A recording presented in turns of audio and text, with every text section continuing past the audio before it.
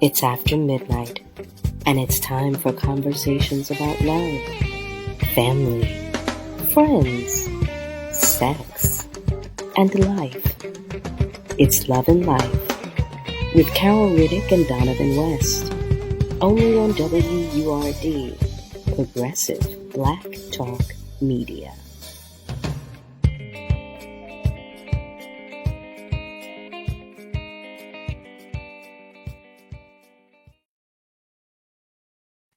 Well, hello there, family, and welcome to yet another episode of Love and Life on WURD, Progressive Black Talk Media. I am your host, Carol Riddick, and as always, my co host, Donovan West, sends his love. But you know, I always tell you that it is my pleasure and my privilege to spend some time with you and to just, talk about some things because that's what we do here on Love and Life with full transparency. We share, right? We share. That's what we do. So I'm sending love. Donovan is sending love. The rest of our family members who are watching and listening, I'm sure that you all are sending love to one another. And that's always a good thing. That's the way I like it anyway. So tonight, family, we're going to talk to some friends of mine who are a couple. We're going to talk about love. We're going to talk about coupledom. We're going to talk about marriage. We're going to talk about a few things, because again, that's what we do right here on Love and Life. I'm not going to keep them waiting too long because I want you to meet them. So family, please welcome Mr. and Mrs. J. Williams. Hello there, family. Hello. How are you all? Listen, I keep saying I have to get some bells and whistles so there can be some like, to make you feel even more welcome, So let me say first, thank you. Thank you for obliging me and joining me in this space. Family, for those of you who are listening and who cannot see, I was talking with Jay and Conchetta just before the show started, just before the show began. And I was saying to them, this is just us. I'm sitting in your house talking. We're just talking about life because you know how it is. Family, you know how it is. When you are talking about just living your everyday life, it's always something different about just saying it aloud. Right. We all do what we do. We just go about our lives doing what we do. But when you start talking about it, it's like it just becomes something different. It feels To put different a anyway. different spin on it. Yeah. But that's all right. Because, it's us.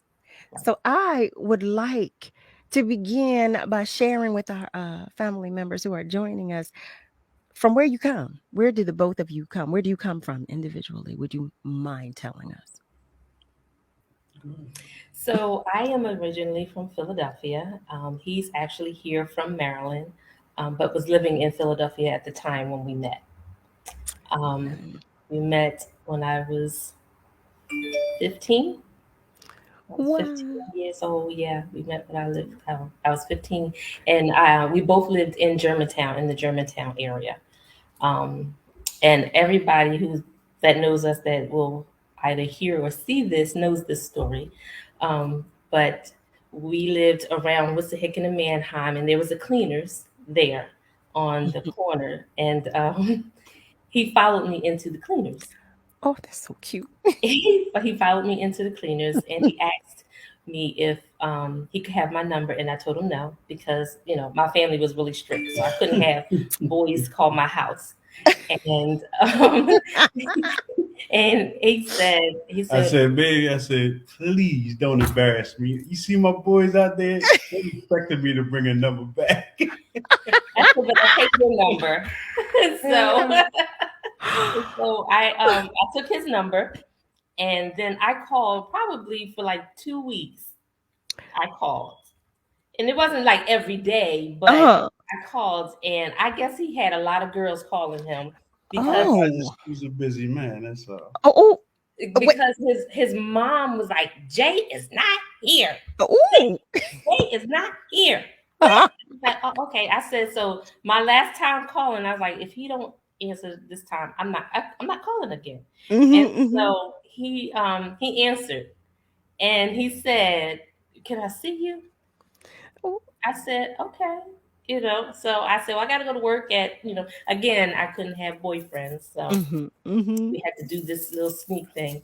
I said, I have to go to work on this whatever day. And he met me at the bus stop. And then he looked at me. He said, do you always go to work that pretty? I was Oh. like, yeah. And so literally we've been inseparable. Like we've never broken up. We've Wow. never broken up. Never separated. Never separated. Nope. Wow. And so again, I met him when I was 15 and he was 17. I was going to turn 16. He's 17. Yeah. Okay, so I have a question about this because Jay, you said you were a busy man. What were you so busy doing at 17? Being 17. You know? You say that was a full-time job back then, right? That was a full-time Right. job. So Jay, was it a dare for you to ask Conchetta for her number? When you saw her, you said your friends were waiting. You said you couldn't disappoint your friends. Was it a dare? Did they dare you to ask her for her number? Because I was standing on the corner and I was like, man, she is fine. Good Lord. And when she was coming towards me, and then she had to come around this like the gas station. Yeah, but there was like a little thing that she had to come around. She couldn't climb over it. So as she was coming towards me, she kind of turned and she was walking away from me to go into the cleaners. I said, Lord, I got to have this number. So what took you so long? What? Just busy. Do you hear this? Busy. Busy. He was busy. Busy. Okay. I was a player back then. He actually had a girlfriend. Okay, and there it is. And there it is. Okay, so you had a girlfriend at the time, but she was just irresistible. Conchetta was irresistible. So, well, to be honest, I forgot what she looked like. Oh, no. Okay, but in the moment when you first saw her, she was irresistible. So then, is that what it was?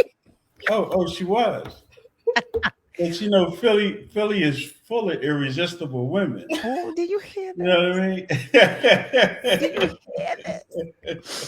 Oh my goodness! But let me tell you something, because the both of you just said from the time that you got together, that was it. You've been inseparable. When I seen her at that bus stop, I knew that was my wife. Oh wow! I knew it was my wife. How did you know? Like what? Just the feeling. It was just a feeling that I had. I mean, I was willing to put everything on pause for her. I was like, damn, excuse me. And she is beautiful. I mean, she is. She can have it all. Conchetta, did you know? She is the full package. Did you know? Did you also know that he was it? That he was it? Was he it for you? No, I didn't know. I didn't. I didn't. It was probably a couple years later that I was like, you know what? Okay, yeah. That's always interesting. You said well, see, we like that though. We definitely like that. But it's always interesting to me when I talk with different couples to hear like who identified the other as their that was it, who identified and in what moment they knew like this is it. I don't know anymore. So you said at that bus stop, you said that's so wait a minute. You were already in a relationship. So how did that do tell? Well, no. We was on the verge of like separating. Yeah. Okay. That's good. Okay. All right. So you were already on the outs. The relationship was already ending. So truthfully, the night that I called him is the night he walked away. Okay, you know what they call that. The night that I made up my mind to say this is going to be the last call is the night that he walked away. You know they call that enchantment. Some say it's divine orchestration. I believe that. Yeah. Oh, I definitely believe that. because you know it's something that you feel, something, and that connection. Once that connection is sealed, then I mean, and here we are today. Yeah. Here we are today. So, how long did you date Before we got before married, you got married? 5 years. about 4 or 5 years. We met in '86. We got married in '91. So 5 years. Nice, nice. Because Uh, again, I'm still in school. I would met him in the 10th grade. mhm. I was in the 10th grade. A Yeah. baby, baby, a baby, baby. Okay, that's a baby, baby. Here he come. Here he come. Like, one's asking me for my number. Mm. I was a So, baby too. well, you were, but she was a baby, baby. You were a baby, but she was a baby, baby. But I always think that young love it's just so cute to me. And the two of you said, since we got together, that was it. That we've not been separated, we've not been apart, we've not broken up, like anything like that. Like, I think there's a lot to be said about that because you were so young, Mm-hmm. and Yeah. we're all immature in our Right. teens and for a good little bit in our young adult life. Mhm. There's some immaturity that we have to work through and grow out of. Absolutely. I'm Absolutely. I'm curious. I think I already know the answer to this question, but I'm curious to know, like, like during those years of immaturity, did the two of you manage to To live remain? together. Yes. I will honestly have to say it was nobody but God, even when we didn't know it. Mm, When we didn't know it, and God, we weren't recognizing God in our life at a young age. It was nobody but God. that Definitely. again, divine Yeah. orchestration. That makes so much sense to me. Yeah. That, And then we both had the will. We mhm. both had the determination to make it work. Um, my parents never married. His parents were divorced, and we were just determined to make it work. Mm. Yeah, we were just determined to make it work. I've heard, well, the majority of the couples with whom I've spoken have said the same thing, that Hmm. both of them were determined, and that was how they've managed to Hmm. stay together. Those couples who've been together, who are long standing, who've been together for quite some time, they always say the same thing, that it's about, the determination from both parties. Hmm. That I've not heard one couple yet say, well, I was determined. And Hmm. we all know that it does take two. They say it Right. takes two, but when you live it, it's totally different. Right. It's totally different when you actually live it. So now, I know you too, and I know you have children. Now, family, if you're just joining us, I want to let you know and remind those of you who've been spending some time with us since the beginning of the show that you are listening to Love and Life on WURD, Progressive Black Talk Media. We're at 96.1 FM and 900 AM. And tonight, we are talking with Jay and Conchetta Williams. We're talking about married life. We're talking about love. We're just talking about life overall. We're talking about the ups and downs of it and all of that good stuff. And thus far, they've just explained and shared with us, when they met, how they met. Jay said, excuse me, but I got to have this one right here. Let me just get her number first. And then he put her on hold, y'all. He put her on hold. He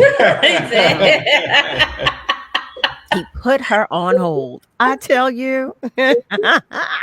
But then, I mean, after she said, so what you gonna do? He said, I need to see you. And then that was it. Because that's what I got. That was my takeaway from the story. Mm-hmm. Yeah, basically. That was my takeaway. So how long were you married before you had children? Well, actually, we had our son. We have two children, and we had our son before we got married. We had our son the same year we got married, actually. So we were together 5 years, and then Mm, we had our son. And we had our son in February of '91, and we got married in May of '91. nice. Nice. And so you said you have two children. So how long after did you have your second child? 2 years. Took you 2 years. Yes. Okay. Yes. So our Okay. son and our daughter is 2 years apart. Yeah. Oh, nice. Nice. So having children, how Mhm. did that affect both your marriage in both a positive and or not so positive way, and you as individuals? Um, I think for me, um, I will say this, and I think I've said this to him in a conversation um, once before. Uh, I never found out till I was older who I was, Mm. because I went to from being somebody's daughter to somebody's girlfriend to somebody's wife to somebody's mom, and I think that in the midst of all that, I never developed into who I I was. I never got to know who Cheddar was. So, Mm. and it wasn't until later on in life that I did. Okay. Yeah. Okay. So I don't think that's a. I don't feel like it's a negative thing. I Mm-hmm. think that it's just a thing that happened.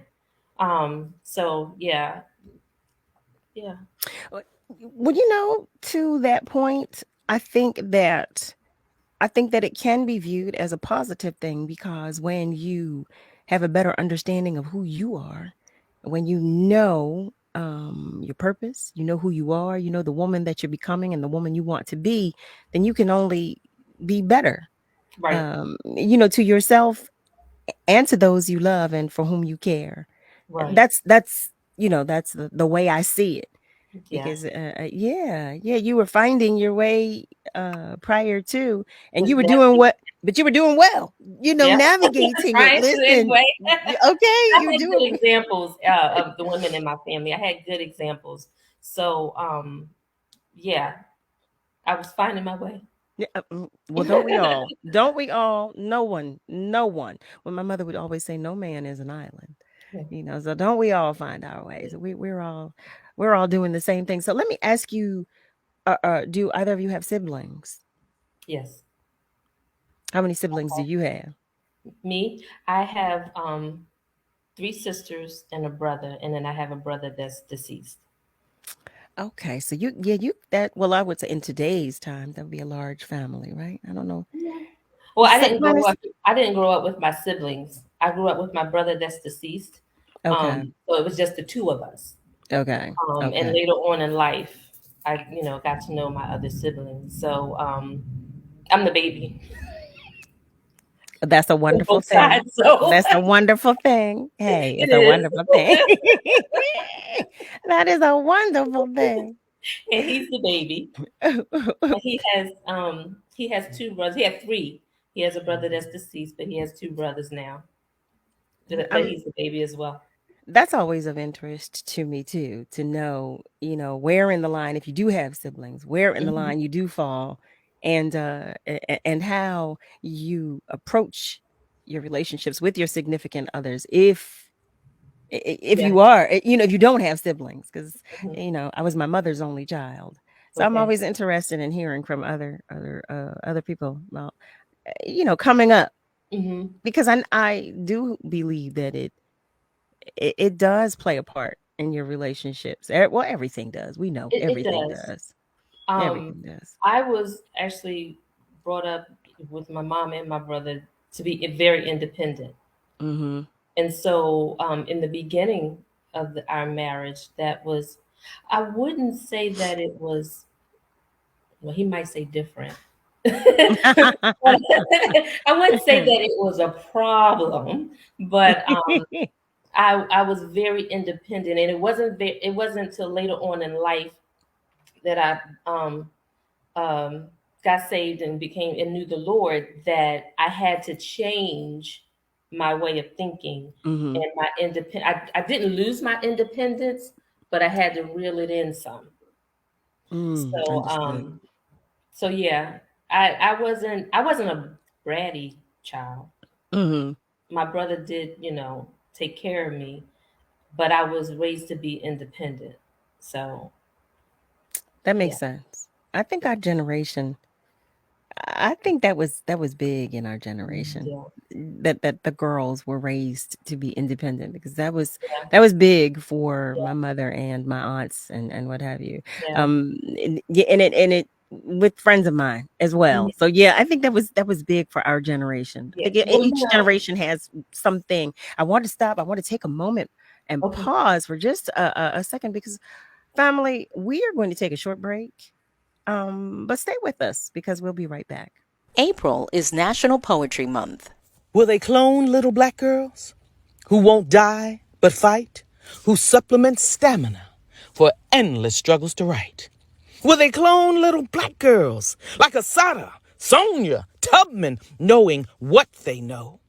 Will they clone little black girls like Nikki, Zora, Mommy, Grandma, who orchestrate transmutation as they go under cloaks of duplicity and breaches staggering?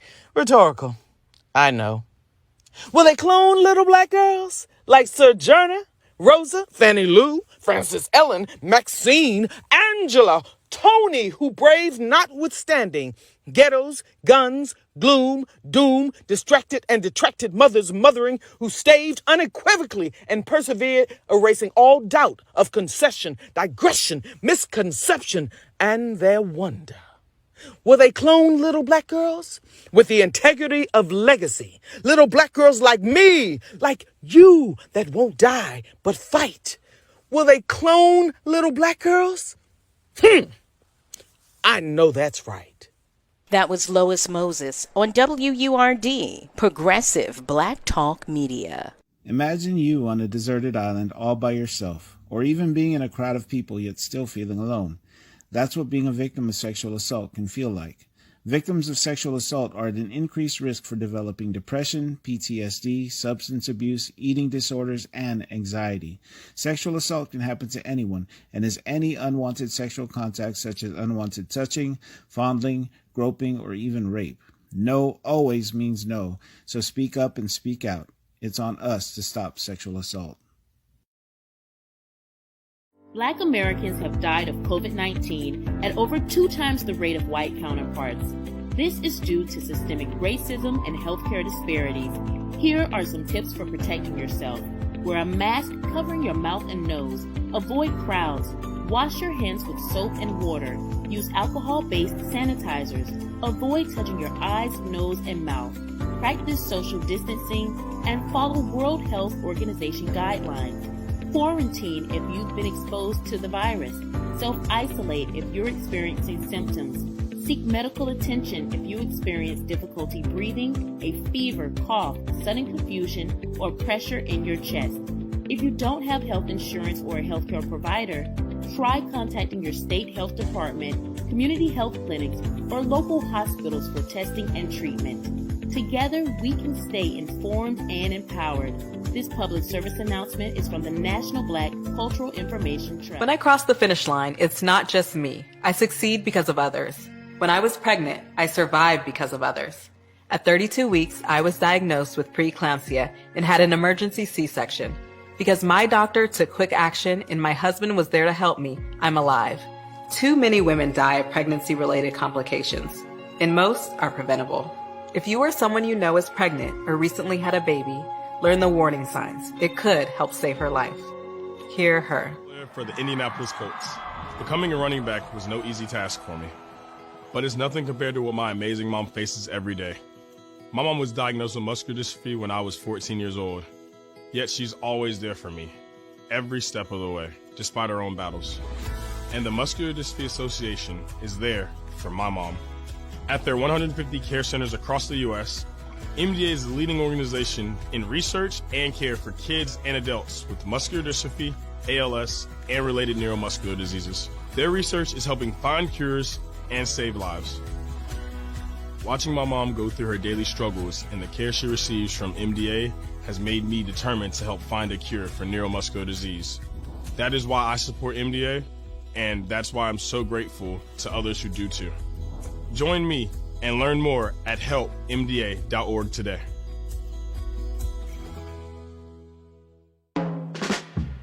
Hi, I'm Tanya Hopkins, aka The Food Griot, the host of Savory and Sweet, a new show about food, history, and culture. Savory and Sweet is a flavorful exploration of food marinated in the Black experience, seared with history and braised in culture. Each week, I'll fold in conversations that center food and drink at the intersection of business, health and well-being, entertainment, education, and innovation, while separating the facts from fiction on the sometimes surprising origins of what we eat and drink. So join me, the Food Griot, and special guests for Savory and Sweet, Food, History, and Culture every Sunday from 11 a.m. to 1 p.m. beginning January 2nd, 2022, exclusively on WURD, Progressive Black Talk Media. You're listening to WURD Radio, 96.1 FM and 900 AM WURD, independent Black media.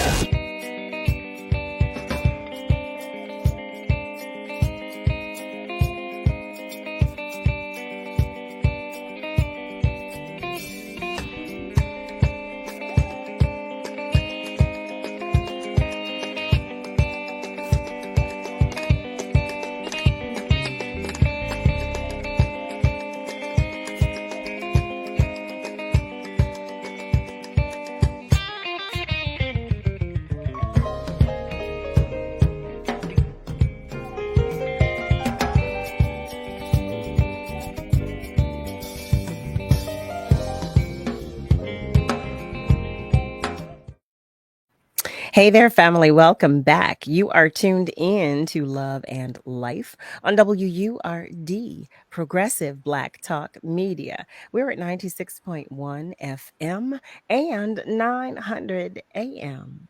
I want to remind you all that you can email us. You can send us questions, comments.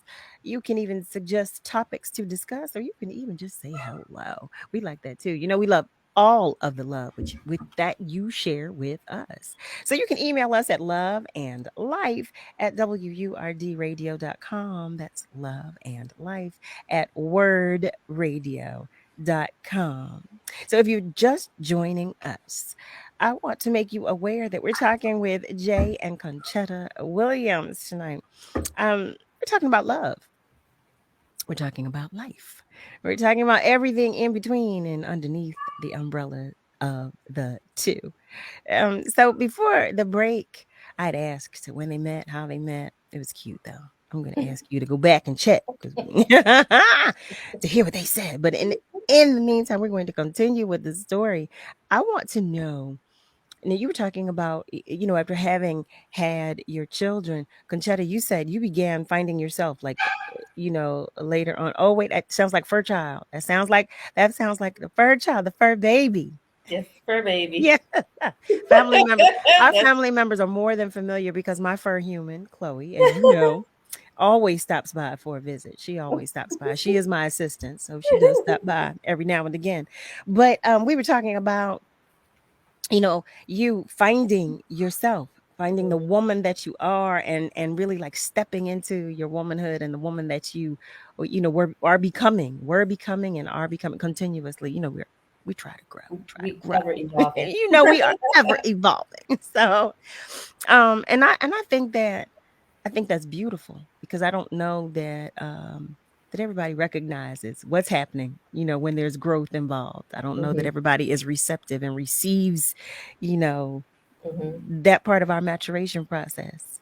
So I would like to know, Jay, did you find the same thing for you, being a father, like when you were a new father, what kind of changes, if any, were there for you?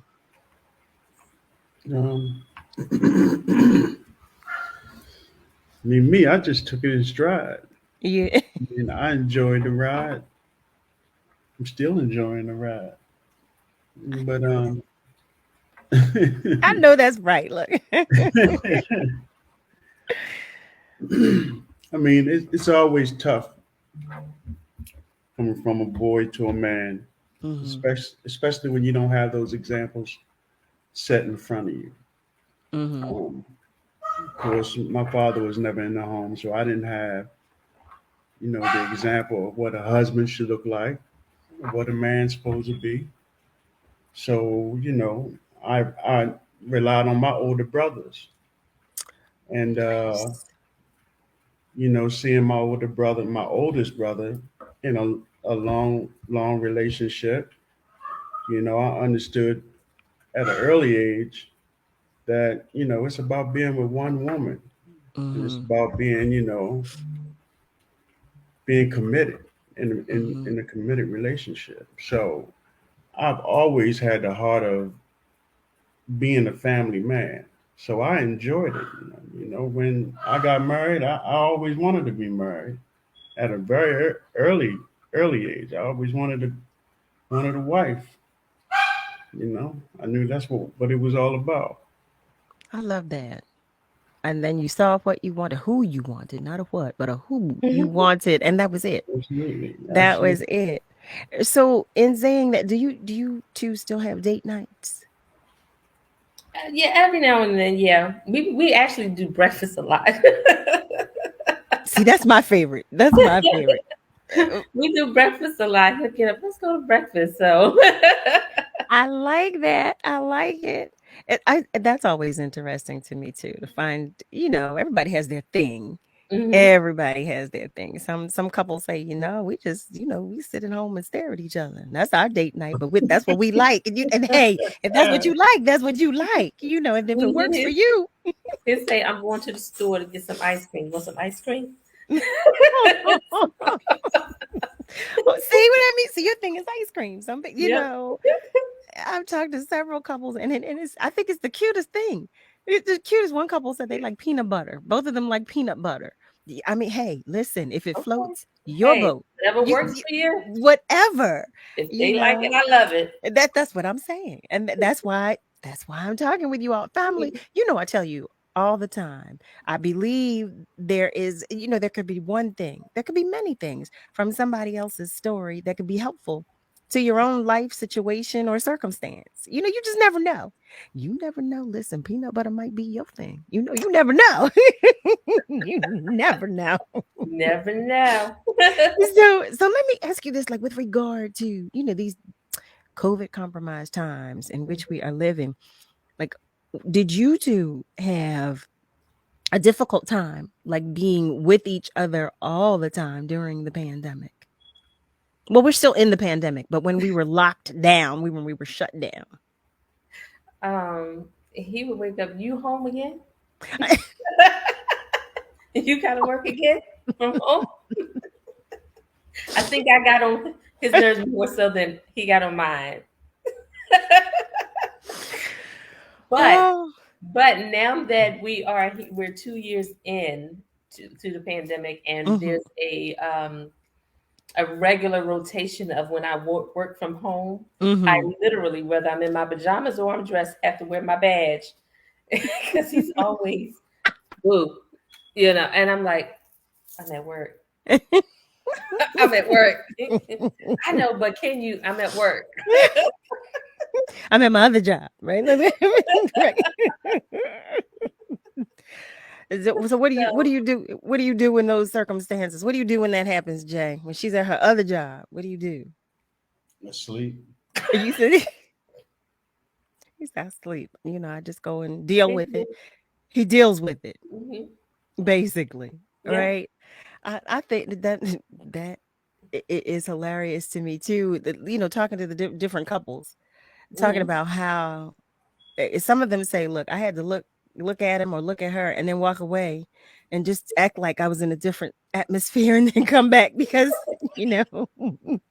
I mean, but listen, that's real. That Mhm. is so real. You love and adore your significant other, but when you're looking at them all day, every day, it Yeah. becomes it's a little different. It's a little different, but I don't think we've ever gotten to that point where we just could not be in each other's presence. Okay, that's a good thing, though. Unless we're having a heated discussion about an issue. But during during the Yeah, pandemic, I don't think that we've ever. Yeah, he might say different, but I don't think that we've ever been in that situation where we just could not stand to be in the same room. Well, I'm always curious to know, like, is there like a staple that you two have in your relationship, or is there something that you do, or that you say that helps you work through those disagreements, or those like, those times when you're like, I'm not feeling you today? What do you two do? Walk away. Just like, collect yourself, and don't address the issue until you both calm down. Just walk away. So my cousin, I'll share this with you all. She'll probably kill me. But my cousin, I was talking with her one day. I called her, and she and her husband, they were at the supermarket. And she said, "Oh, Carol, I'm in trouble."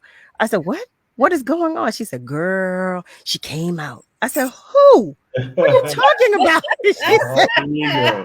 She said her other personality.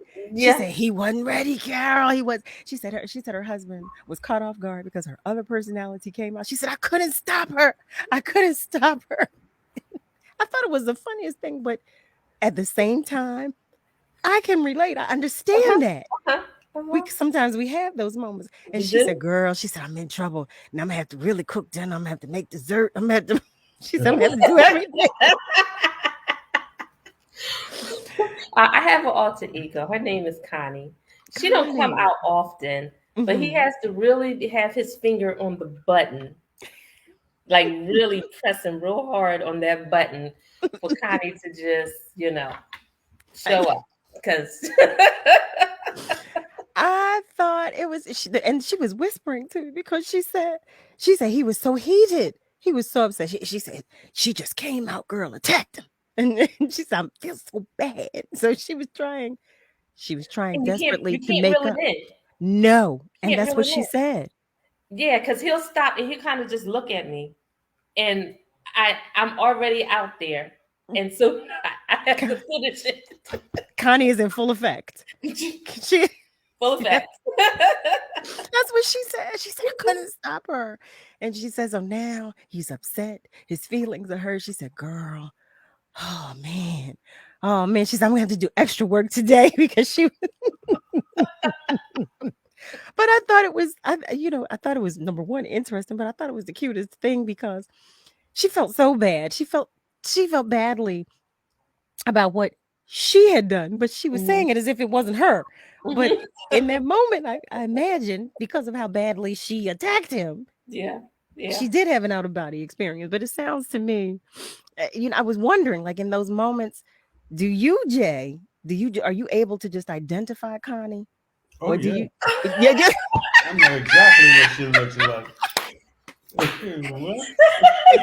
Wait, you made a tear come out. Wait. He said, I know Connie. Oh, I know her. I know exactly what she looks like. Wait, what's the difference between Connie and Conchetta? Well, how do you know? How do you know them? Uh-oh. She got a spiritual side and then the other side. He said the not so spiritual side, right? So Connie is the one with the not so spiritual side. I got it. Okay. So is it like an eyebrow raised that you can see? Like you like, oh, there's Connie. Like, is there anything that you can just like see? It's just the way she raises up. Philly all day, right? He said she raises up. You can take the girl out of Philly, but you can't take the Philly out of the girl. I'll give her that respect. Yeah, I'll go ahead and leave the room. You said, I'm going to just be over here. I'm going to go over here. And when you said, when Cheddar comes back, let her know where I am. Is that what you do? But I think, no, listen. You don't win arguments with Connie. No. Oh, wow. You don't win arguments with Connie. Wait, but do you argue with Connie? Connie comes loaded, locked, and ready. You hear me? Connie got information that I ain't know I did. Connie has all the tapes. So I digress. I roll out. You know what, Jay? I think you are helping a lot of people. I think you are helping a lot of our family members who might be listening, because I know there has got to be some family member of ours that is saying, you know what, that sounds like my wife. I don't know what her alter ego's name is, but that sounds like my lady right there. So that's what I need to do. Huh? I need to look Stop. So do you argue with Connie? I know you say you won't win the argument, but do you dare argue it? No, you just walk away. No, it's time to walk away because now we're more upset and nobody's receiving what each other's saying. Exactly. That's that So right there. You are responding. You are listening to respond. Yeah. Right. And not listening to understand at that point. So yeah, he'll just walk away. And then, if I have to come find him to say something, I'm still heated. And I'll open, like if he goes into the garage, I'll open the door and he'll look at me. He just looks at me and he'll say, "Boo, I'm sorry." And then I just have to, just my balloon is popped. And I can't be mad anymore, although I am still like Connie's still trying to come back out. But Chetta says, don't be easy. I kind of just, okay, I digress. She often tells me that, I can, when we argue, right, I can walk away and 20 minutes later, I'll walk back in the room and say, "Hey, but you know what happened? Yeah, let me tell you what happened today." You know what I'm saying? And I'm like, she don't even want to hear it. But I've never been the type of individual to hold grudges. See, that's a beautiful thing. So I believe that. Yeah, go ahead. No, I was going to say that sounds like that's the secret sauce right there. Not holding a grudge, but what I want to do, family, if you're just joining us, I want to let you know you are tuned into Love and Life on WURD, Progressive Black Talk Media. We are talking with Jay and Conchetta Williams, and we're getting into some things, and we're going to get into some more things. We're going to continue this conversation, but we're going to get into some more things when we come back. So stay with us. I remember this one moment. I ran to kind of the water edge, and my mom said something along the lines of like, "Now it's your turn. Take that first step." When I became a mom myself, I feel like my whole world changed. There's some light within her that makes me continue to do the climate science work that I do. You don't have to be a climate scientist to want to protect the earth. As moms, we care about our children and the environment they grow up in. And for Mia, I want you to know that I worked really hard to be a part of the change and to make it a better place for you.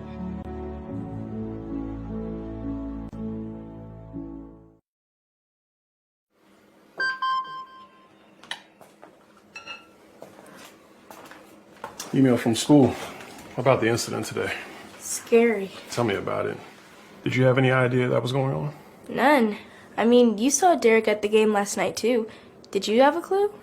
No, but teachers like me, parents, we don't always know as much as you guys do. Kids hear first about what's going on with other kids. Half the time, it's rumors. It can be hard to tell sometimes, but if you're ever concerned about a friend who's having trouble with alcohol, prescription drugs, bullying, violence, anything, you need to tell an adult. Mom or me, a teacher, coach, school counselor, someone you know and trust.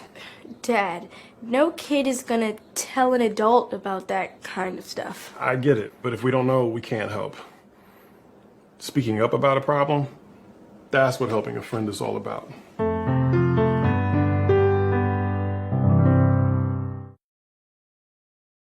A lot of people say when you're going somewhere, you don't want to look back.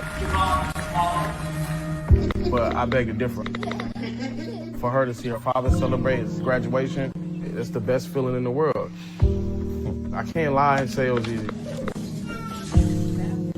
But sometimes you just have to stop everything and take it in.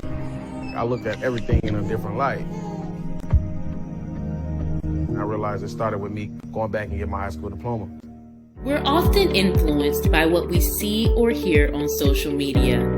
Beware of disinformation campaigns targeting Black communities by using cultural issues to incite divisions, spread false information, and negatively influence public opinions. We're in this together, and together we can stay informed and empowered. Learn more at nbcit.org. This public service announcement is from the National Black Cultural Information Trust. I'll be here to hear what's on your mind. Take this time to talk and get it right. You know I'll be there all your life. When you need me, I'll be by your side. By your side. And every day is a different day. Everything is in everything. Even when you think things will never ever be the same. Don't be scared of the world, I'll be here to stay. By your side. Even when your heart ain't listening, or your mind takes you a different way, towards a different path. All you gotta do is sit and ask. When you need me, I'll be by your side. When the adults in a child's life talk early and often about the dangers of underage drinking, the message gets stronger every time. I'll be by your side. Talk. They hear you. You're listening to WURD Radio, 96.1 FM and 900 AM WURD, independent black media.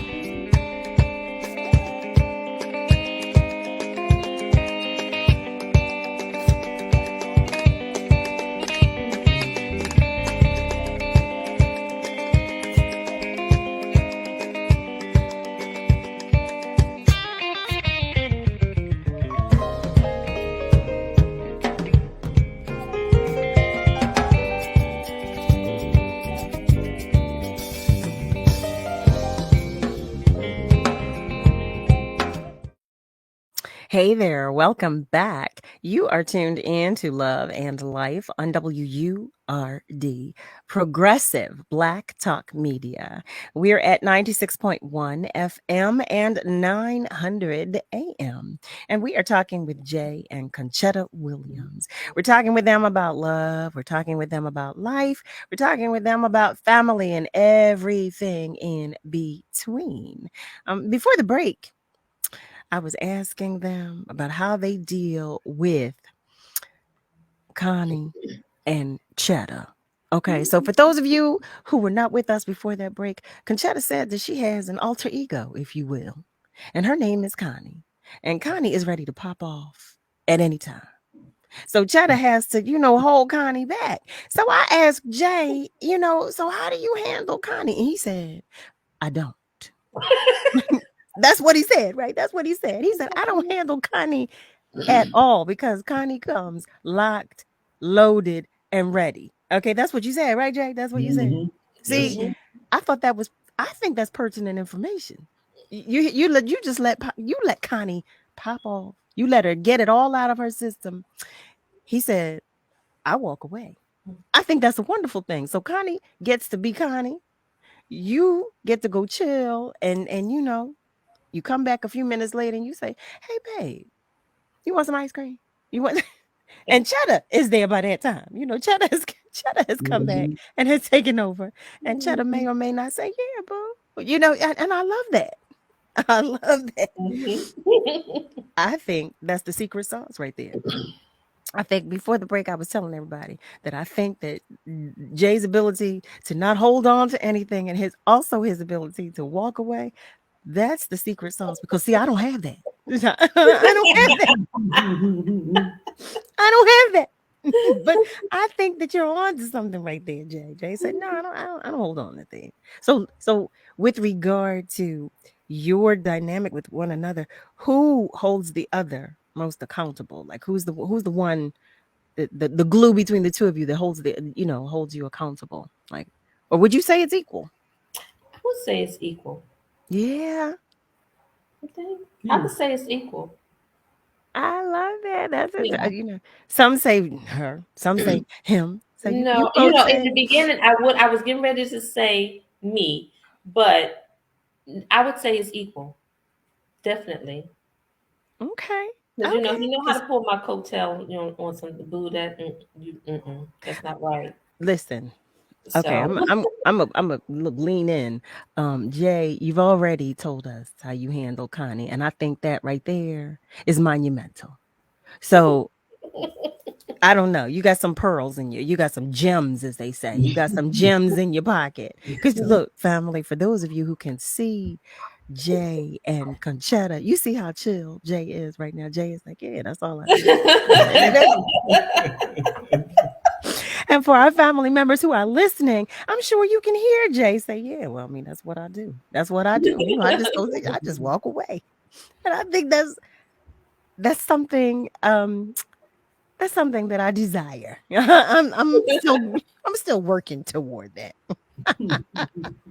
So I have a few more questions for you. I got a lot more questions actually, as we talk, about the breakdown in family and you navigating since you were teenagers. What would you say to couples to encourage a long-standing relationship, like new couples? What would you say to new couples? Communication. Communication is key. Do not base your marriage off of anybody else's. What works for your home works for your home. Keep people out of your marriage. What goes on, our address is 27. We say whatever goes on in 27 is what goes on in 27. We've always taught our kids that as well. Whatever goes on in this house stays in this house. So you don't have many people in your relationship. You do have a confidant, but if you pray, God will show you who to, go to in those times. And you don't go all the time. But having God within your marriage definitely is a plus. But I would say definitely communication and keep people out of your marriage and have fun, learn each other, respect each other, respect who they are not. You sometimes we have these images of who we want our husbands and our wives to be, and when we meet these people, they are not what we expected. They're not what we wanted, but they're what you need. And so you have to respect that. You know what I mean? And you can't try to change them. You can't try to mold them into what you want them to be. So what does that process look like for you if you're identifying that your significant other is who you need, but not necessarily who you want? Well, I think that as a young couple, you don't necessarily recognize it. Because I think for us, I know we were kids, we didn't know who we were, so we didn't recognize it. But as we evolved into, adulthood, we recognized, he might not have had this or that, but he gave me this, he gave me that, you know what I mean? Or, vice versa. Jay, well, I want to go back to something you said, Chetta, but the question I have is for you, Jay. When Chetta was talking about finding herself, like exploring the different facets of who she is as a woman and just moving along in her maturation process. What was that process like for you?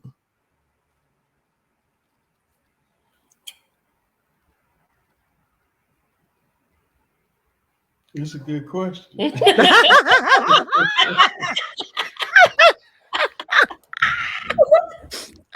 Oh my goodness. Because she got into the church before I did. Okay. Women always mature a whole lot faster than men. So, there was a certain element of myself that wasn't, I wasn't the husband that I know I should have been. Okay. I knew at a certain point that I wasn't living up to her expectations. So I had to, I thank God that she waited for me to get my life together. But eventually I came around. I mean, it's life. It's a learning process. It's a learning process. But it sounds to me like, we're talking about her process, but you too were moving along in your maturation process, and it was just natural. It was a natural progression. That's what it sounds like to me, because you said you had already identified, this is what I want, this is where I Right. want to be, and I'm not going anywhere else. So Right. it sounds like that was, a natural progression for you. What I want to do right now, since we are at the top of the hour, family members, stay with us, because we've got some more things to talk about. Okay, we've got some more things to get into. We'll be right back. Stand with WURD Radio, Pennsylvania's only black-owned talk radio station. Join the movement to keep the conversations going and amplify the voice of the black community. Show your support. Start or renew your WURD membership today at wordradio.com or call 215-425-7875. You know, a lot of people say when you're going somewhere, you don't want to look back.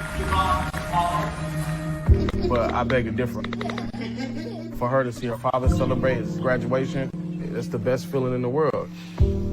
I can't lie and say it was easy. But sometimes you just have to stop everything and take it in. I looked at everything in a different light. And I realized it started with me going back and getting my high school diploma. Maybe you can make retirement happen. After all, you made her college years happen. Opening that education savings account when she was little. Spearheading a campus tour. And another, and another, and another, and another. Bam! Deciphering financial aid. She was like, what? Now she's like, you aced planning for college. Now get the tips you need to get on track at aceyourretirement.org. I'm Naheem Hines, professional football player for the Indianapolis Colts. Becoming a running back was no easy task for me. But it's nothing compared to what my amazing mom faces every day. My mom was diagnosed with muscular dystrophy when I was 14 years old.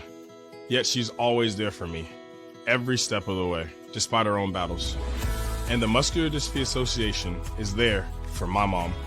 At their 150 care centers across the U.S., MDA is the leading organization in research and care for kids and adults with muscular dystrophy, ALS, and related neuromuscular diseases. Their research is helping find cures and save lives. Watching my mom go through her daily struggles and the care she receives from MDA has made me determined to help find a cure for neuromuscular disease. That is why I support MDA, and that's why I'm so grateful to others who do too. Join me and learn more at helpmda.org today.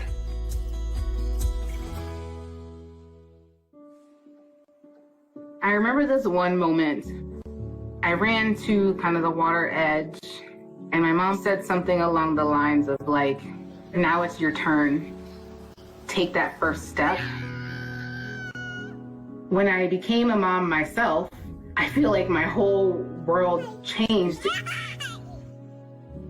There's some light within her that makes me continue to do the climate science work that I do. You don't have to be a climate scientist to want to protect the earth. As moms, we care about our children and the environment they grow up in. And for Mia, I want you to know that I worked really hard to be a part of the change and to make it a better place for you.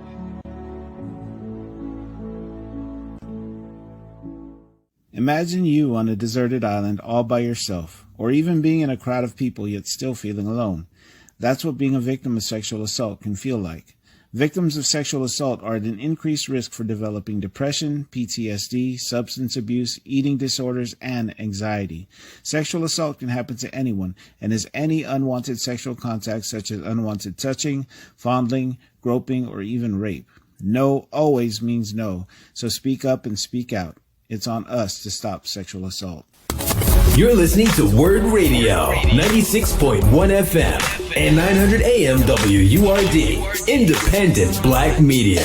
Lifting every voice till earth and heaven ring. This is WURD Radio, 96.1 FM and 900 AM WURD, Philadelphia. Black Talk Media.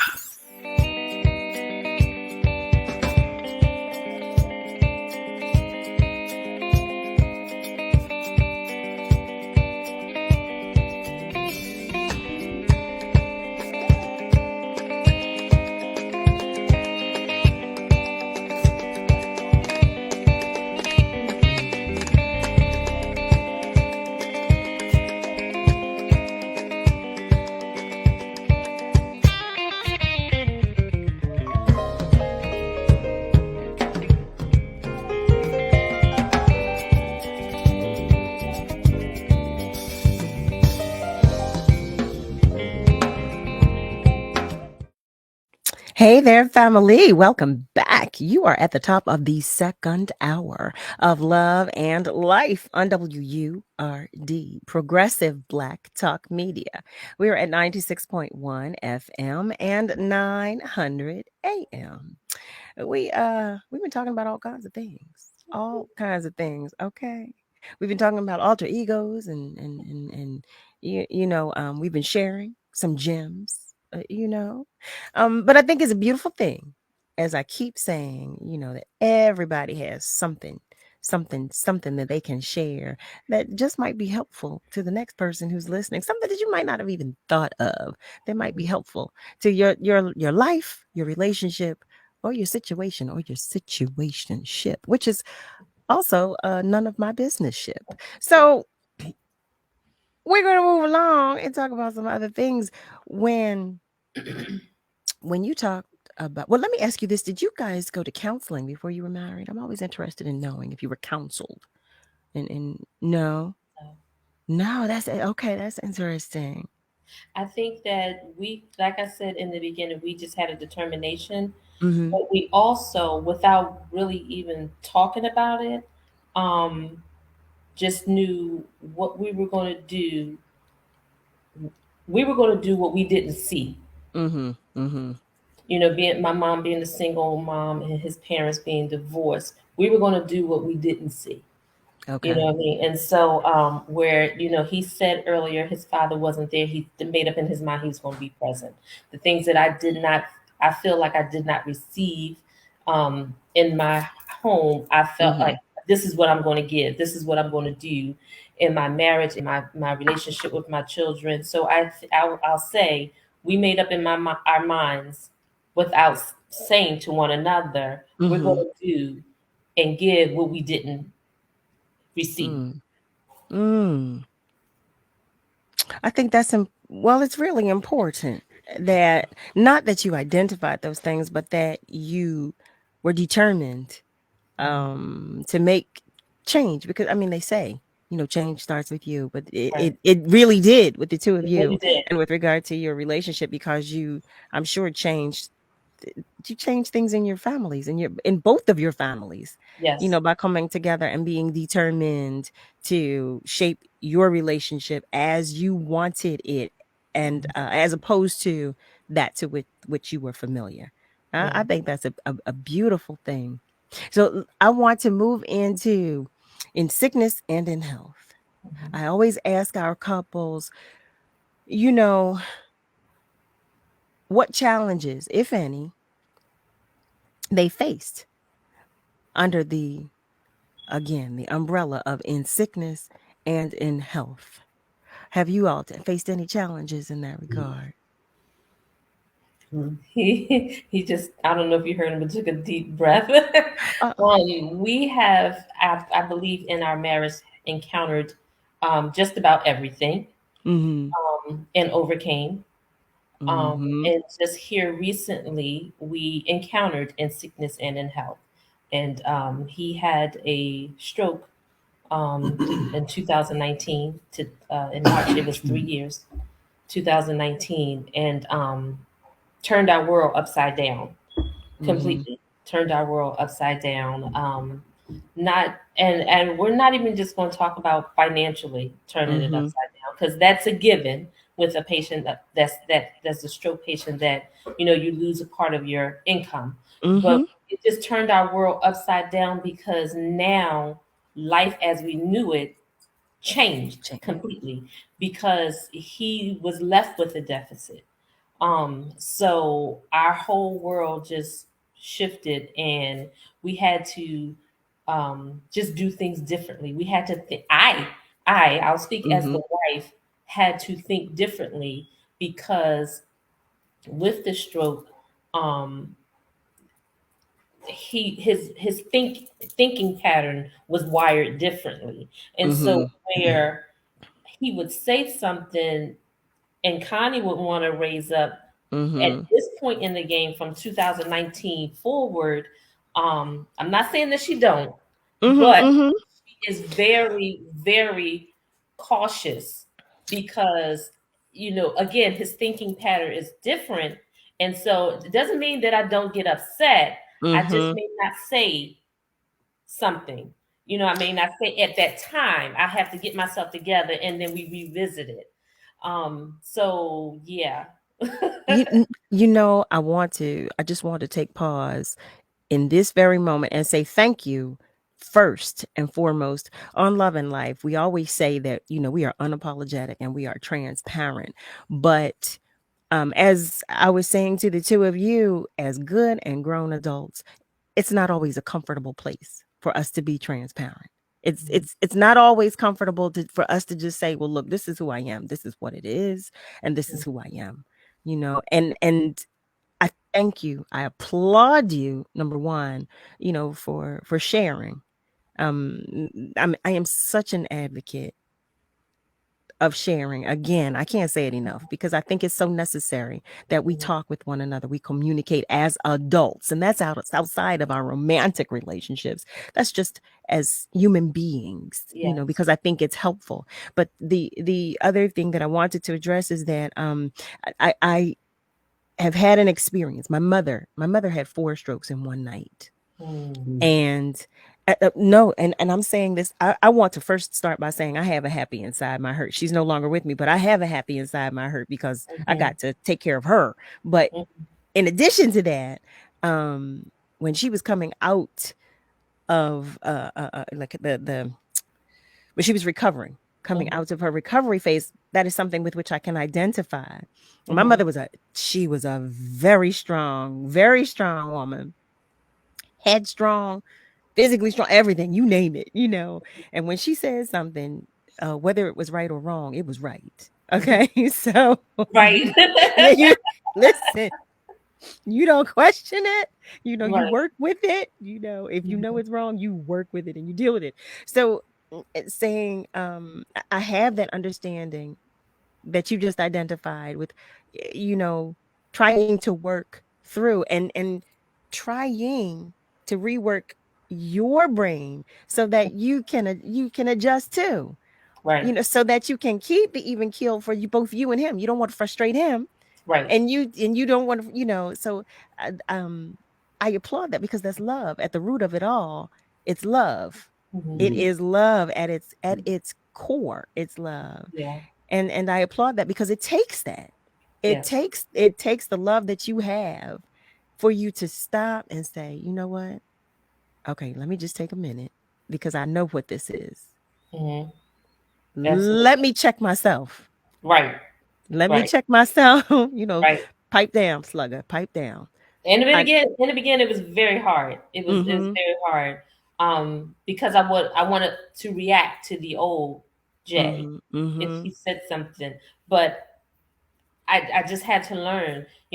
My son and my daughter, they would, Mom, Dad's wired differently now. Mom, you just gotta, they just kept talking to me, and then I had to just kind of, go in prayer and just say, Lord, just help me see the situation, whatever situation that arises that wants Connie to come out, just help me to see it through your eyes so that I can deal with it accordingly. And so it's taken a lot of prayer, a lot of prayer. But we're making it through. Like I said, it's 3 years in and we're making it work.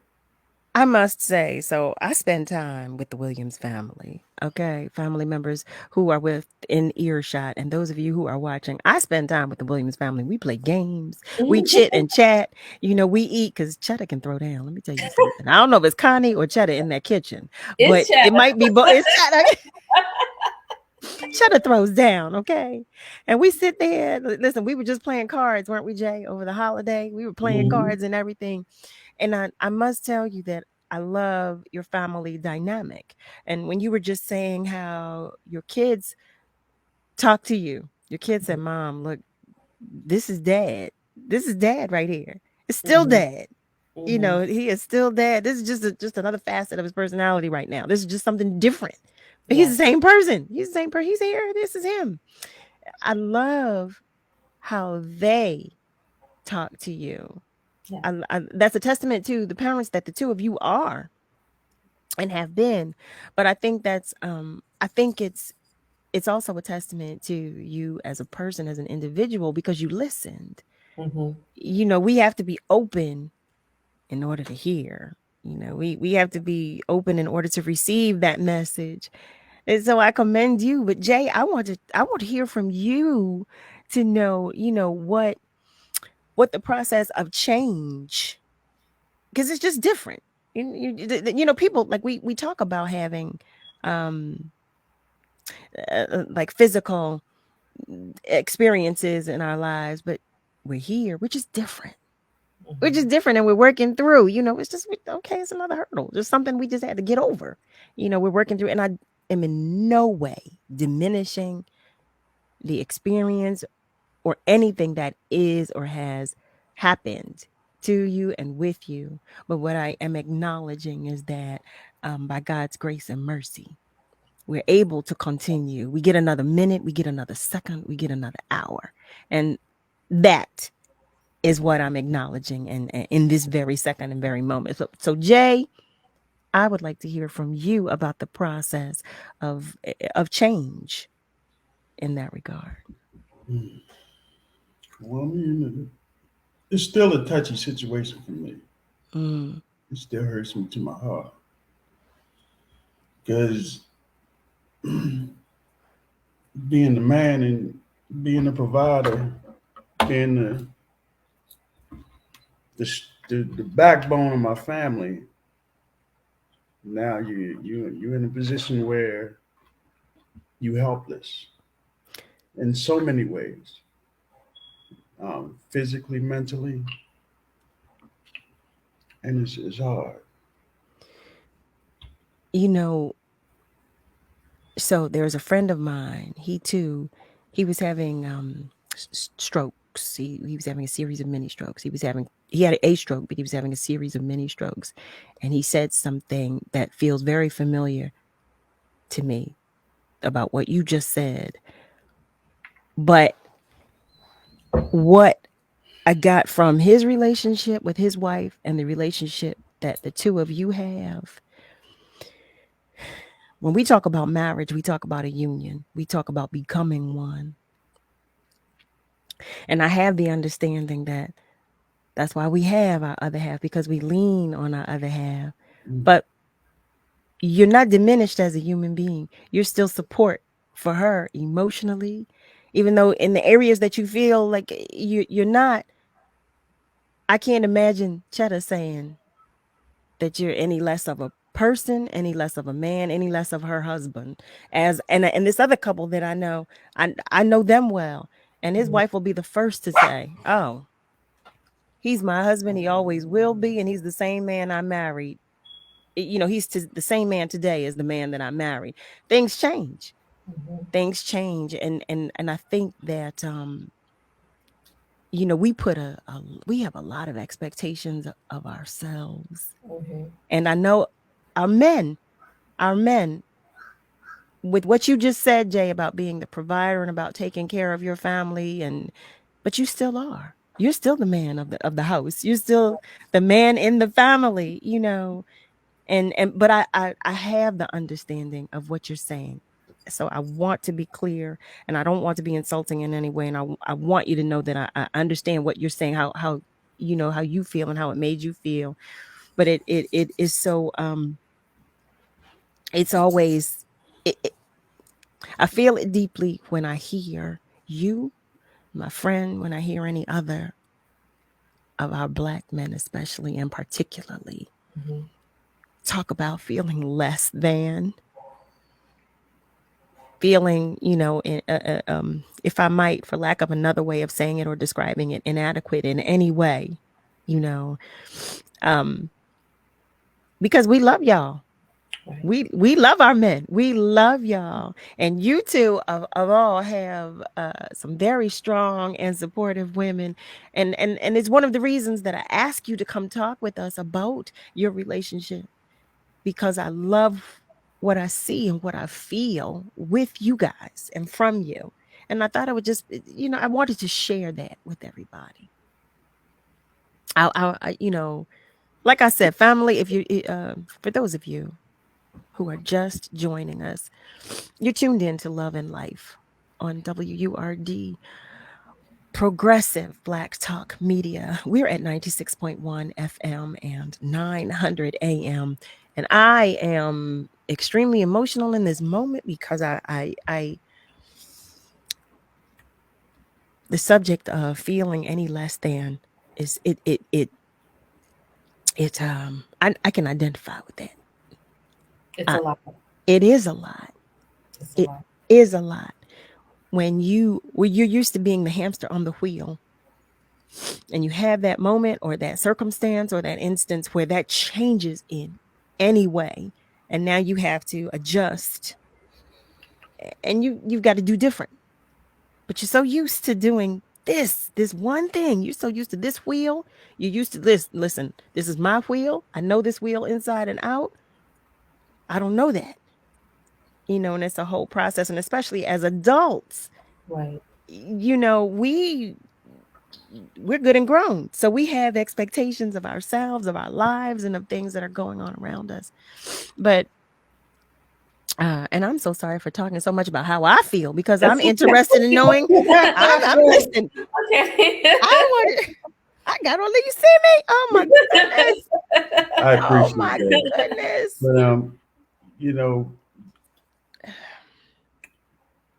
at that moment when I had my stroke, I realized that being married and having my wife, having this woman by my side, was the best decision I could have ever made in my life, without a doubt. I mean, all I could do was just lay there in that hospital bed, and I'm like, babe, did you call this person? Did you call that person? She said, I did that. I'm on this. I'm on that. I'm on that. She's amazing. She's an amazing woman. And,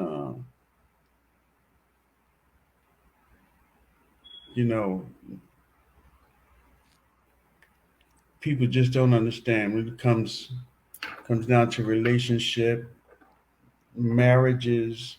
People really have to understand the importance of love. You don't want to die alone. If anything happens to you, you want somebody to be there by your side. And I'm speaking to right now my Black brothers and my Black sisters. We need to really get back to what husbands and wives used to be. I mean, my grandfathers did. They knew how to love. They understood the importance of family.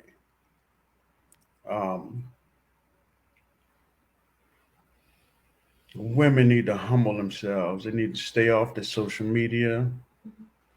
You can get the bag and you can get the education, but you also have to understand that, it's about learning how to be a wife, learning how to, humble yourself. And, sometimes you just got to fall back.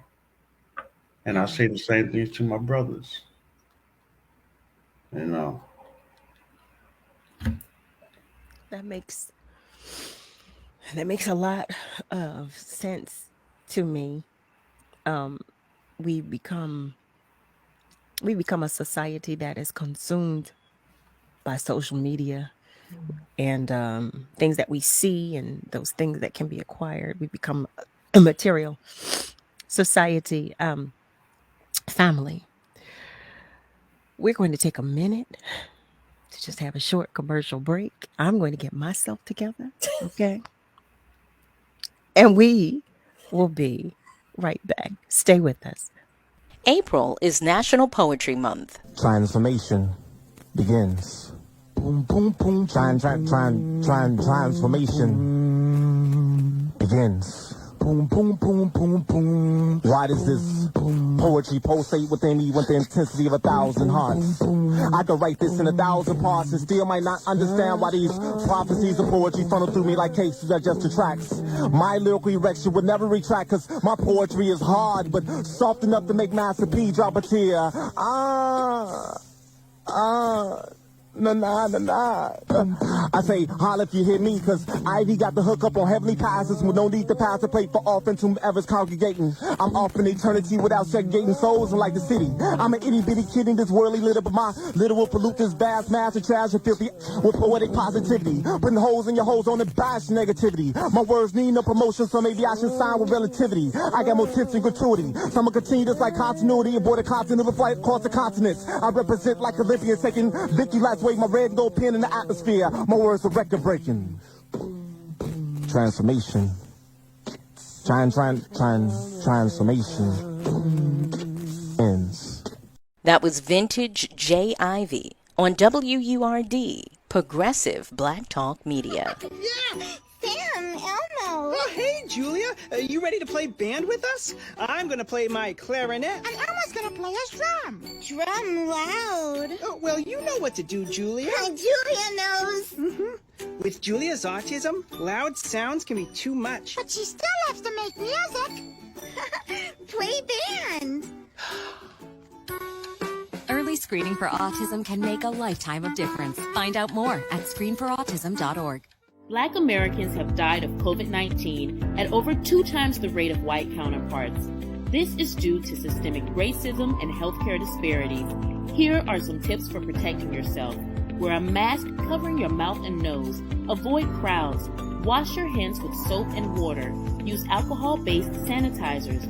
Avoid touching your eyes, nose, and mouth. Practice social distancing and follow World Health Organization guidelines. Quarantine if you've been exposed to the virus.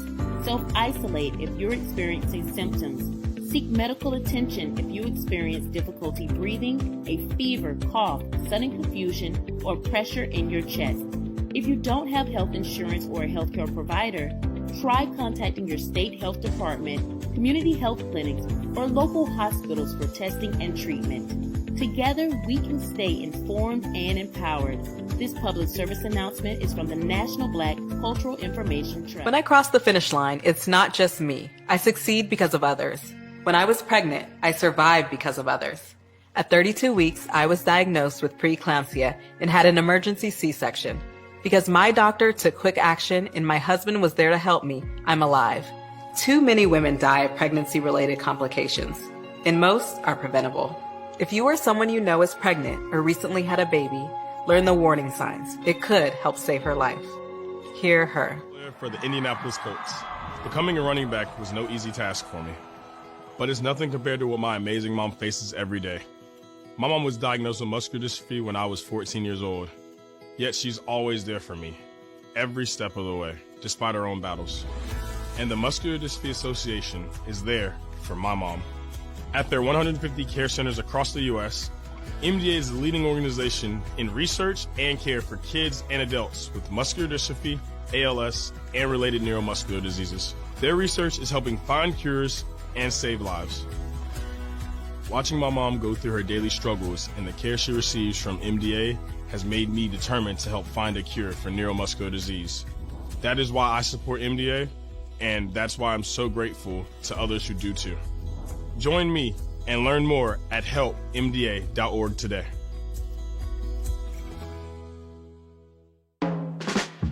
Hi, I'm Tanya Hopkins, aka The Food Griot, the host of Savory and Sweet, a new show about food, history, and culture. Savory and Sweet is a flavorful exploration of food, marinated in the Black experience, seared with history and braised in culture. Each week, I'll fold in conversations that center food and drink at the intersection of business, health and well-being, entertainment, education, and innovation, while separating the facts from fiction on the sometimes surprising origins of what we eat and drink. So join me, the Food Griot, and special guests for Savory and Sweet, Food, History, and Culture every Sunday from 11 a.m. to 1 p.m. beginning January 2nd, 2022, exclusively on WURD, Progressive Black Talk Media.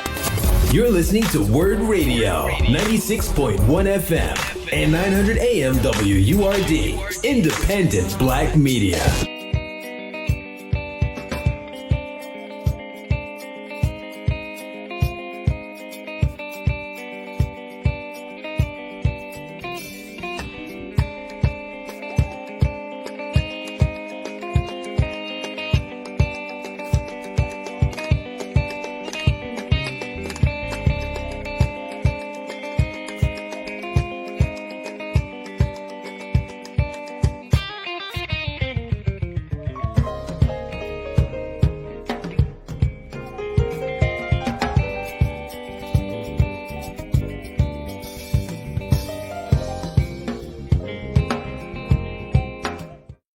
Hey there, family. Welcome back. You are tuned in to Love and Life on WURD, Progressive Black Talk Media. We're at 96.1 FM and 900 AM.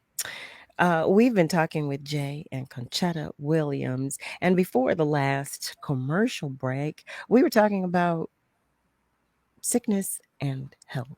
We were talking about in sickness and in health, those words alone. And Jay and Conchetta shared that Jay had a stroke. And we were talking about the process of recovery. Both Conchetta and Jay shared, just some tidbits of what they were feeling and thinking during the aftermath, if you will. And one thing, Jay, that you said, well, everything you said resonates, but one thing that you said that I think is so important to repeat is the importance of picking the right partner. You talked about identifying that significant other. And, every time I talk with those of you who are long-standing married couples, the one thing that repeats with all of you is about communication. Another thing I hear is patience, exercising patience with one another. And but when talking about living with and working through sickness and health, there's a whole nother layer of patience that is involved. And there's a whole nother facet to the love that you have for that individual that you must tap into. Absolutely. And that's on both parties. Mm-hmm. Because Jay, you have to trust at that point. You have to, you're looking at the love that you have for Conchetta, and you're exercising more trust in her, as your partner, as a caring partner, and Chetta, this, there's so many things. I'm talking to you and telling you what you were living, but it's a lot of layers. Yeah. A lot of layers. Definitely. I when the stroke happened, I'm a fixer by nature. Like whatever is put before me, whether it's my household or someone else's household, or someone's confiding in me about something, it's automatic for me. My brain just starts working to fix it. And so when this happened, my brain was working. How am I going to fix it? Not so much him and his condition, because that I know I could not control, but other things in how I could fix things. And it became overwhelming at some point to always have to fix things. And at some point, not because he couldn't, and I'm not talking physically, but I never shared with him in this process because I didn't know what caused the stroke in the beginning. So therefore, there was things that would come up that I just didn't share, that I bared on my own. And then you have, people say you're the caregiver, but you got to make sure you take care of yourself. And I've heard that over the last 3 years, and it's so funny. I had a bill collector call just Thursday, I think it was, and it was a bill collector for What doesn't matter, but it was a bill collector. It was for Jay, Mm. and they had been. It was a Sprint bill, and they had been calling, and I would say, "I'm his wife. How can I help you?" And they wouldn't talk to me. Always a private matter. Da, da, da, da. And so I said to them, I said, "Okay, this last time, I got a young lady, an older woman, I believe, and she told me what it was and how much it was, and I said, well, listen." I said, Jay has had a stroke.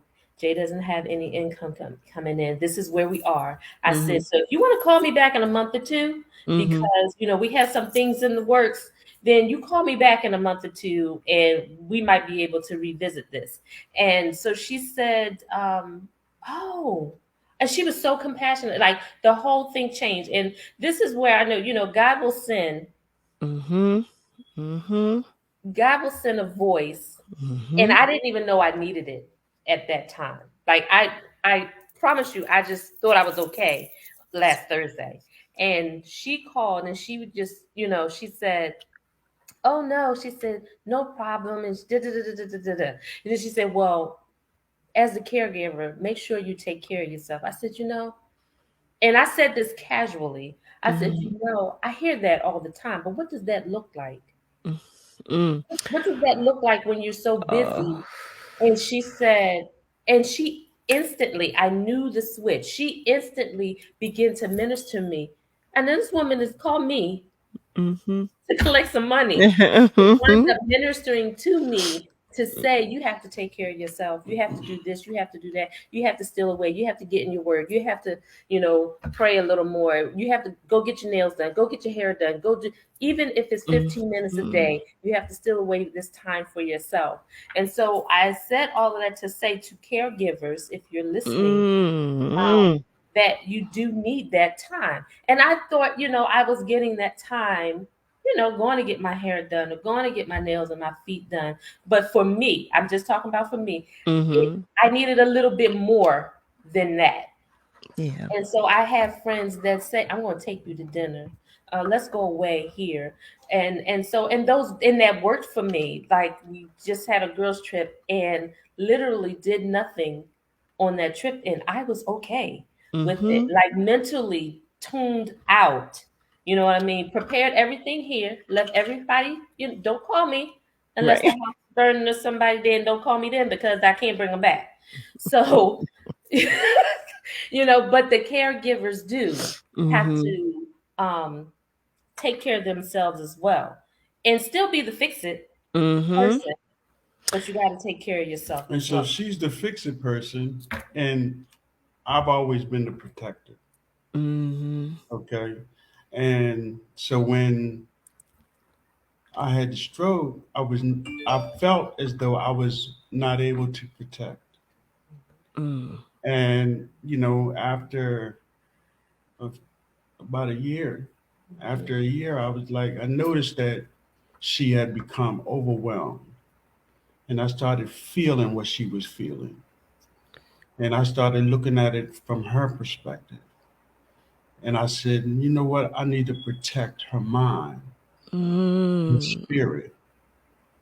Because, I could feel that she was sometimes acting out of character. And not because she, that was her spirit. That wasn't her spirit. I knew I couldn't recognize my wife after a while because she was so overwhelmed with taking care of me.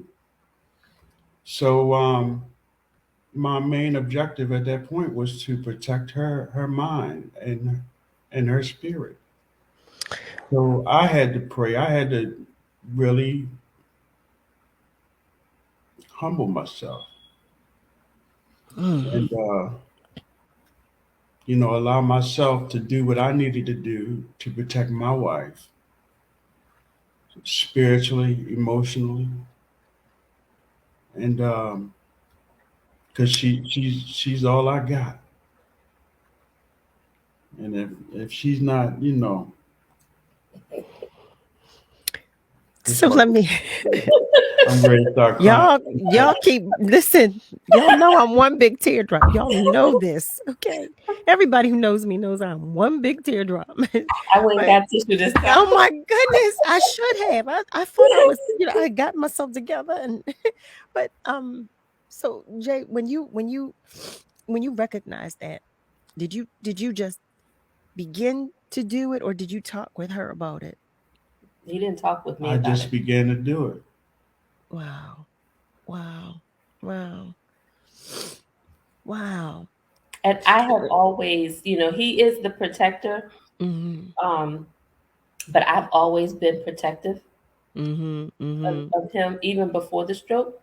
And so, now when we go to stores and people are not kind to those that are disabled, or people don't recognize, I give him his independence. If he want to go in the store by himself, he do. And there's one particular time I was on the phone with my daughter, and he went into the store, and the cashier didn't want to give him a bag for his item, and then she just handed him the bag, and he's standing there. He has a right side deficit, so he only has the one hand that he's able to really use.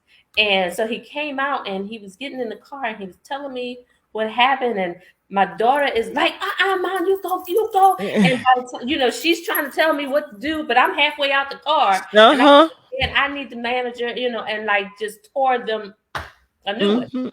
You know what I mean? Sensitivity training, so I have become I have become that lioness, when we are out and, people are being disregarding, you know what I mean, who he is. And I've become very sensitive, because I used to park in handicap parking and just, don't pay. Now I'm like, why are they parking here? They don't have a handicap parking tag. And so, go ahead. What I was going to say is that I like to believe we're all handicapped, quite honestly, because everybody's dealing with something. Whether it's mental, physical, emotional, everybody is dealing with something. Everybody is processing something or working through something. And just because you can't see what the other individual is dealing with does not mean that it does not exist. Absolutely. And even if in that moment it doesn't, well, there's always something. But even in that moment, if it's not their focus, it still exists and it's still there, and we should all be compassionate toward one another. I tell everybody that we all know. I say it in my shows. I say it on this show. I say it in my live shows and on this show. Be good to you, but be good to those around you. Quite honestly, we're amongst angels all the time. You never know how you're treating your angel. You don't know. Absolutely. You don't know. And I also say, look, I want him to see me at least 10 miles away when I get there. I want him to say, well, slide over, baby, slide over. Carol, come on now. Come on now. That's what I want. That's what I want. Okay. Absolutely. That's what I want. But I think, I understand. I overstand what you're saying, what both of you are saying about protecting one another. You love one another. You're like, look, this is mine right here. What you won't do. What you won't do, you're not on my watch. Yeah. Yeah. I promise you, if my daughter was there, she probably would have been right behind me. Yeah. She was yelling in the phone. When I got back in the car, she was still fussing. And I know her, so I know she was. She was still fussing. Mom, write a letter to the corporate. I said, okay, all right. But I find too, again, like I said, I always say it, we don't know how to adult properly. We don't know how to effectively communicate with one another as adults. We don't do that, and as a result, we have our kids who are still trying to find their way. But I'm prayerful. I am prayerful that will change. But family, if you've just joined us, whew, heavens to Murgatroyd. You are tuned in to Love and Life on WURD, Progressive Black Talk Media. We're at 96.1 FM and 900 a.m. And we've been talking with Jay and CONCHETTA Williams. And we've been talking about life, love, marriage, health, wealth, sickness, and everything in between. Okay, the good, bad, and the indifferent. But we're going to take a short break right now and stay with us, though, because we'll be right back. Maybe you can make retirement happen. After all, you made home ownership happen. Homeschooling yourself on loans, beefing up your credit score. So I'm pre-approved. You were like, yes! Sorry. Color coding listings, ticking boxes, and flushing every toilet in a 20-mile radius. Home sweet home. You aced house hunting. Now get the tips you need to get on track at aceyourretirement.org. Okay, Dad. 1, 2, 3.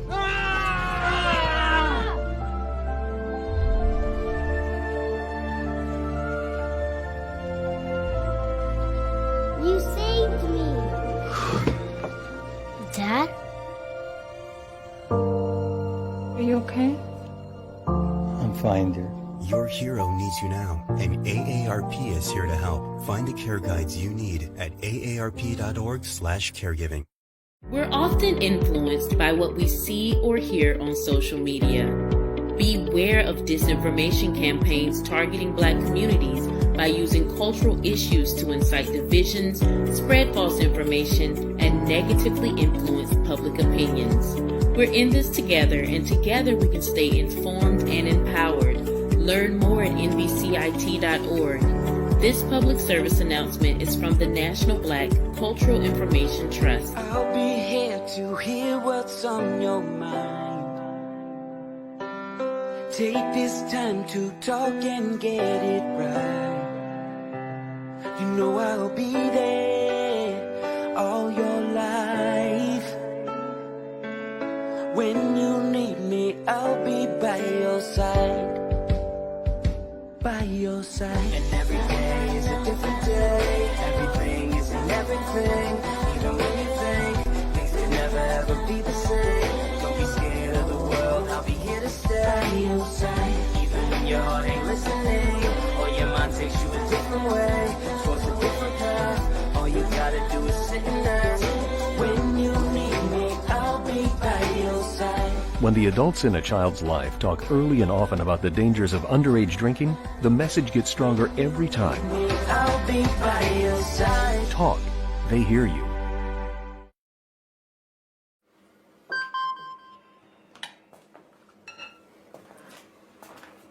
Email from school about the incident today. Scary. Tell me about it. Did you have any idea that was going on? None. I mean, you saw Derek at the game last night, too. Did you have a clue? No, but you know, teachers like me, parents, we don't always know as much as you guys do. Kids hear first about what's going on with other kids. Half the time, it's rumors. It can be hard to tell sometimes, but if you're ever concerned about a friend who's having trouble with alcohol, prescription drugs, bullying, violence, anything, you need to tell an adult. Mom or me, a teacher, coach, school counselor, someone you know and trust. Dad, no kid is gonna tell an adult about that kind of stuff. I get it, but if we don't know, we can't help. Speaking up about a problem, that's what helping a friend is all about. Hey family, I'm Carol Riddick. And I'm Donavan West, and we're the hosts of Love and Life, a new show about, well, love and life. This show is an informative, entertaining, and refreshing take on the hard conversations about love and life. Each day, we'll provide real facts and honest opinions on dating, sexual health, casual, and committed relationships. These late night conversations will be served on a judgment-free platter and seasoned with unapologetic realness. So join us Sunday night through Thursday night at midnight on WURD, Progressive Black Talk Media. You're listening to WURD Radio, 96.1 FM and 900 AM WURD, Independent Black Media.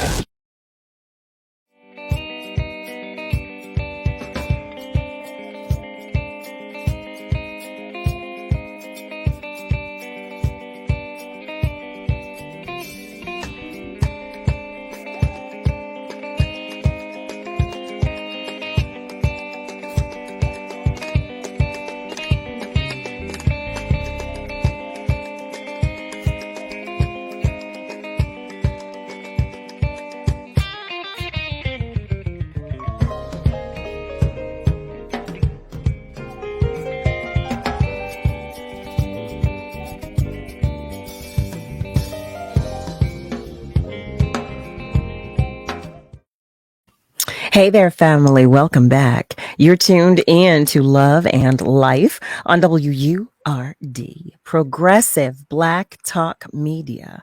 We're at 96.1 FM and 900 AM.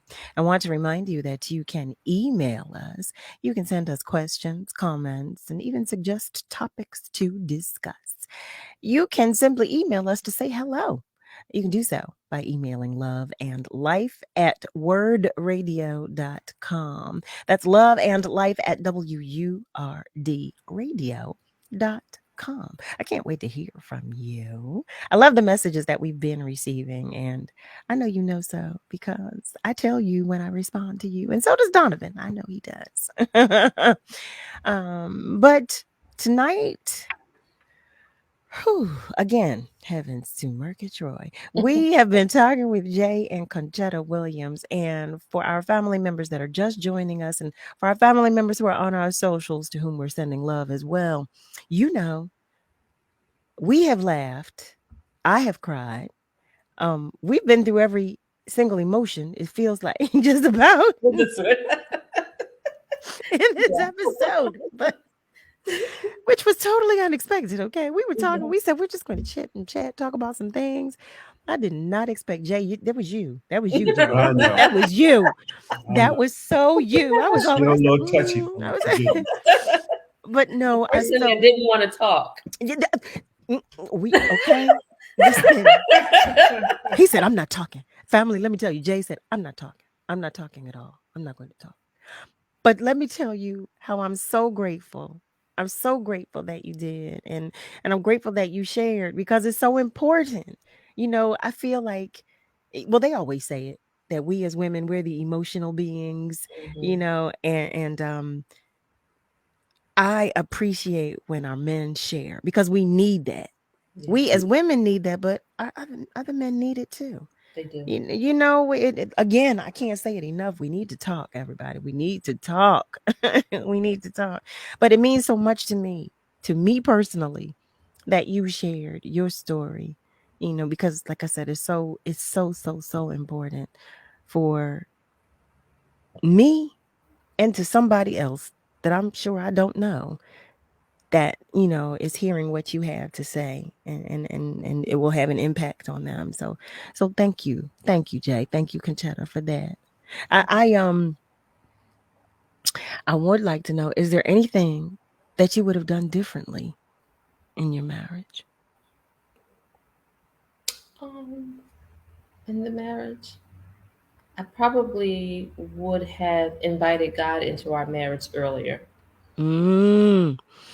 Wow. I would say that I would have invited God into our marriage much earlier. Again, like I said earlier, he was always there, unbeknownst to us.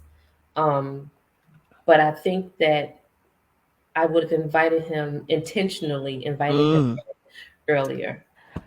Cheddar, let me tell you something. You don't know some of the things you have said tonight. No, seriously, no, and I'm saying this because for those of you who are unaware, I'm divorced. I'm a divorced woman. But that's so important. It's so important. And Jay, when you talk about finding that right partner, you know, having God at the center of you and that right partner, well, that's the secret sauce right there. Yeah. That's the secret sauce. And like I said, I'm saying this, you know, having lived a little bit of life, just a little bit, but having, you know, having a marriage behind me, it is so important. It plays such an integral part to who you are as an individual in the marriage, you know, and to your union and to the decisions that you make for yourself and for your significant other. Absolutely. When you when you seek God first, I mean, there's no question, because it's almost as if I know what I got to do. You know what I'm saying? You know what I mean? I know what is expected of me. I know what I should expect of myself. So I appreciate that answer. Again, here I go on a tangent. You hear me? Family, don't be mad at me. Don't be mad at me. But I'm talking to my friends and just talking about, you know, the sensitivity of the matter, and just talking about life. In general, y'all know how I am. Y'all already know. Y'all know. But I think, again, I think it's important to share. Yeah. I do want to know. I know I'd ask you just really, really quickly. Is there anything that you would say to those who are single and are looking for their significant other? Like in today's world, now, you know, it was different when you guys were teenagers, but in today's society, what would you say to those who are single and are looking for their significant other? Well, you know, I've always, with my two children, I've always, as little children, especially with my daughter, write down what you want. Tell God what you want. And of course, at this point, when I'm telling them this, I am saved, but I'm telling them, write down and tell God exactly what you want in a mate. And you can't continuously pray. Janae has been praying over her list since she was little. I know that's right. So, I would say to the single individuals to know who you are. Settle in with who you are first. Become your person, so that when that help meet comes along, help meet meaning male or female, comes along, that you're not basing your happiness off of them. They're adding to your happiness. You know what I mean? You already know how to make yourself happy. So yeah, I would just tell them to know who you are. That, again, like I said, Chetta keeps giving us all these little pearls to put in our back pocket. You hear me, family? Do you hear? Oh, it always pains me to say this, but family, that right there, that wraps up tonight's episode of Love and Life on WURD, Progressive Black Talk Media. Heavens to Murgatroyd. I want to extend the utmost gratitude to you, family, for spending your time, your energy, and your attention with us. You know your company and your attention is always welcome. You know that. I want to say thank you to my entire WURD family and to my alternating co-host, Donavan West, and to our guests, Mr. and Mrs. J. Williams. It truly, truly, truly has been my pleasure. I can't thank you enough. I'm going to keep doing it publicly because I'm going to do it privately after we talk again and again, because it means so much to me that you obliged. Number one, I said, would you guys talk with me? And without hesitation, you said yes. You didn't even know what I was going to talk with you about, but you said yes. Okay. And you stayed. How about that? And you stayed. So I appreciate you. I appreciate you with every fiber of my being. And I support you, as you know. I applaud you, and I will always keep you in prayer. Always, always, always. And family, you know what I tell you every single episode. I tell you to be safe. I tell you to be well. I also tell you to have a great night, have a great morning, and a great rest of your day. Remember, we are all in this together. You hear me? We are all we have, everybody. So be good to you, but be good to those around you. And make sure you join us at midnight for another edition of Love and Life on WURD. See you next time. Hi, I'm Tanya Hopkins, aka The Food Griot, the host of Savory and Sweet, a new show about food, history, and culture. Savory and Sweet is a flavorful exploration of food, marinated in the Black experience, seared with history and braised culture. Each week, I'll fold in conversations that center food and drink at the intersection of business, health and well-being, entertainment, education, and innovation, while separating the facts from fiction on the sometimes surprising origins of what we eat and drink. So join me, the Food Griot, and special guests for Savory and Sweet, Food, History, and Culture every Sunday from 11 a.m. to 1 p.m. exclusively on WURD, Progressive Black Talk Media. You know, a lot of people say when you're going somewhere, you don't want to look back. But I beg to differ. For her to see her father celebrate his graduation, it's the best feeling in the world. I can't lie and say it was easy. But Sometimes you just have to stop everything and take it in. I looked at everything in a different light. And I realized it started with me going back and getting my high school diploma. Maybe you can make retirement happen. After all, you made her college years happen. Opening that education savings account when she was little. Spearheading a campus tour. And another, and another, and another, and another. Bam! Deciphering financial aid. She was like, what? Now she's like, you aced planning for college. Now get the tips you need to get on track at aceyourretirement.org. When times get dark, we can't see the help that's all around us. When you don't know where to turn, let 211 be your guiding light.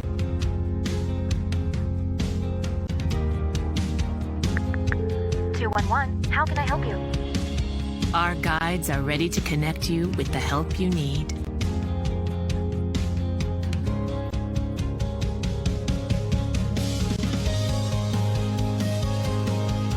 For help with food, healthcare, mental health, and other resources.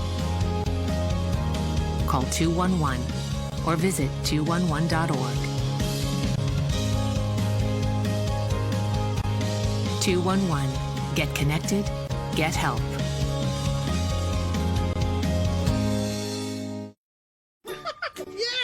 Sam, Elmo. Oh, hey, Julia. You ready to play band with us? I'm gonna play my clarinet. And Elmo's gonna play his drum. Drum loud. Oh, well, you know what to do, Julia. Julia knows. With Julia's autism, loud sounds can be too much. But she still has to make music. Play band. Early screening for autism can make a lifetime of difference. Find out more at screenforautism.org. I remember this one moment. I ran to kind of the water edge, and my mom said something along the lines of like, now it's your turn. Take that first step. When I became a mom myself, I feel like my whole world changed. There's some light within her that makes me continue to do the climate science work that I do. You don't have to be a climate scientist to want to protect the earth. As moms, we care about our children and the environment they grow up in. And for Mia, I want you to know that I worked really hard to be a part of the change and to make it a better place for you.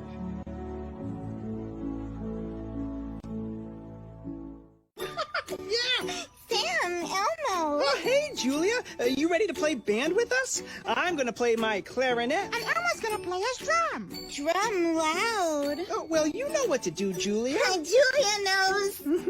With Julia's autism, loud sounds can be too much. But she still has to make music. Play band. Early screening for autism can make a lifetime of difference. Find out more at screenforautism.org. Lifting every voice till earth and heaven ring. This is WURD Radio, 96.1 FM and 900 AM WURD Philadelphia.